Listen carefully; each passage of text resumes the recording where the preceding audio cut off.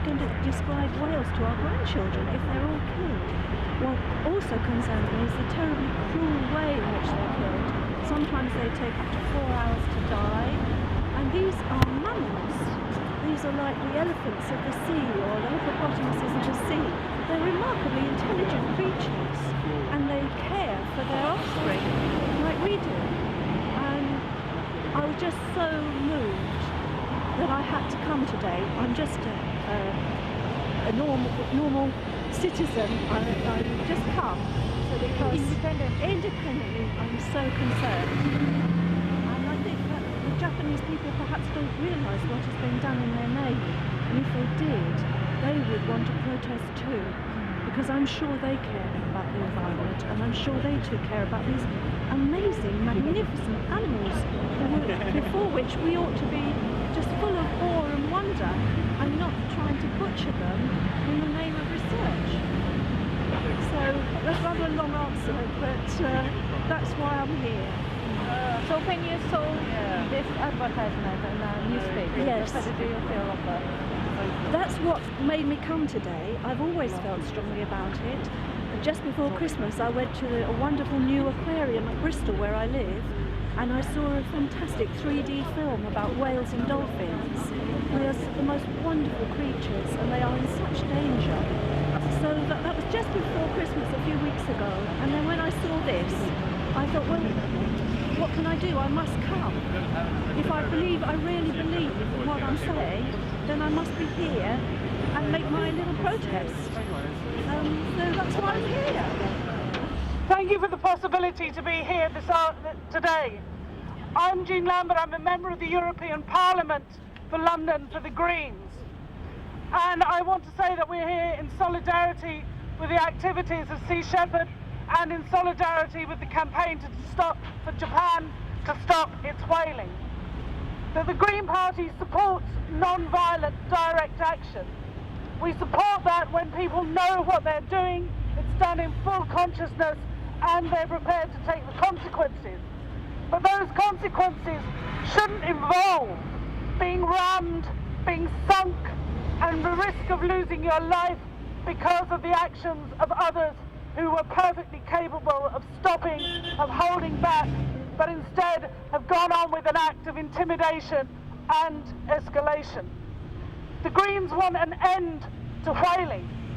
We think that it's premeditated, deliberate, unnecessary cause of animal suffering, and, as we've heard, endangers the survival of some species.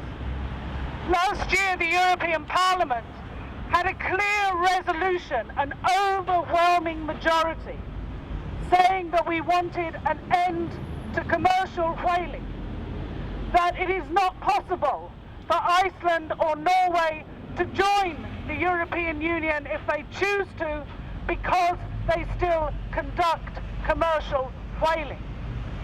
We also want an end to this so-called research, which really, as we all know, is nothing more than an excuse for commercial whaling under a pseudo-banner of science. Science has nothing to do with it, and the Japanese government should be ashamed of its position and its actions in this respect. We want a strong leadership from the new European Commission in its efforts to get Japan to stop its whaling activities. We know that our seas are at risk of overfishing, of exploitation, and of climate change. We don't know how the whales actually will be affected by climate change, but we know that their food stocks are dwindling. We know we are putting enormous pressure on these animals, on this biodiversity. All governments must take responsibility for their actions in order to preserve our planet and our biodiversity. So we are calling on the Japanese government to stop its whaling activities, to live up to the expectations that we have of a modern democracy, and to act in a civilized end of whaling in Antarctica. I thought so. That's the very same reason that every single year for the last 6 years in early December, a boat full of very brave souls from nations all around the world set sail from Australia, risking their lives to defend that which no government or other international organisation dares to. They are the Wales Navy, the men and women that voluntarily crew on the vessels of the Sea Shepherd Conservation Society. Now, despite an International Whaling Commission enacted moratorium on all commercial whaling in 1986, 3 nations, Iceland, Norway and Japan, have brutally slaughtered over 25,000 whales under the guise of scientific research and commercial purposes. And in 1994, the Southern Ocean Whale Sanctuary was established by the International Whaling Commission, with 5 countries supporting the agreement and Japan the only country opposing it. Whales continue to be killed by Japan for scientific research. So what about this research? What peer-reviewed conclusions have been drawn from this research? Only one, and that is that some whales eat fish. The IWC does not have the enforcement capacity for the capacity to enforce the moratorium. Sea Shepherd, guided by the United Nations World Charter for Nature, is the only organisation worldwide whose mission is to enforce this international conservation regulations on our high seas. Each Sea Shepherd campaign has a name.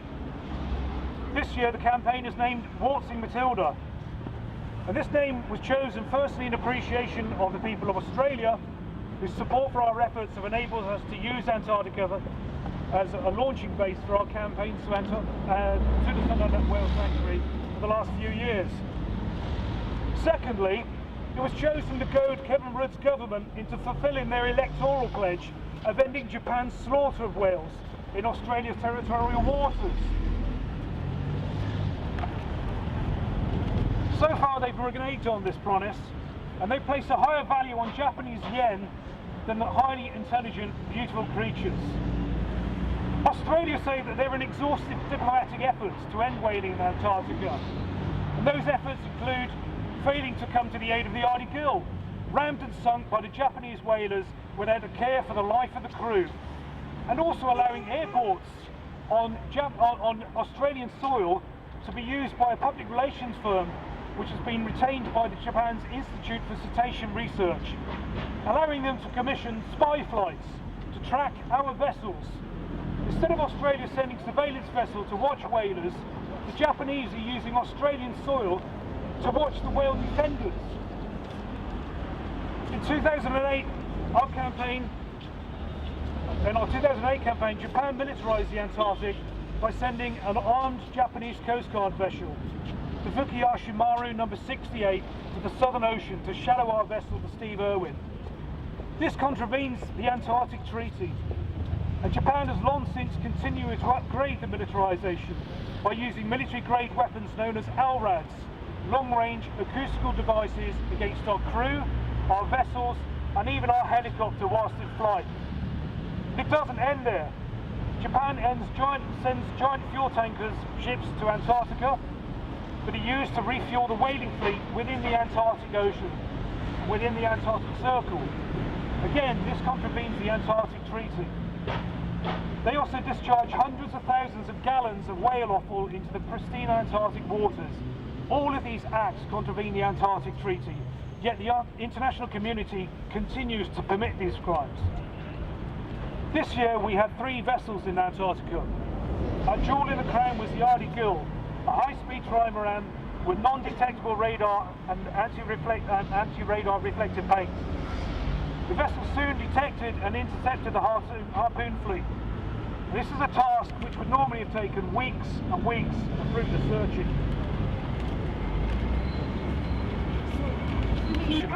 Where's your girl?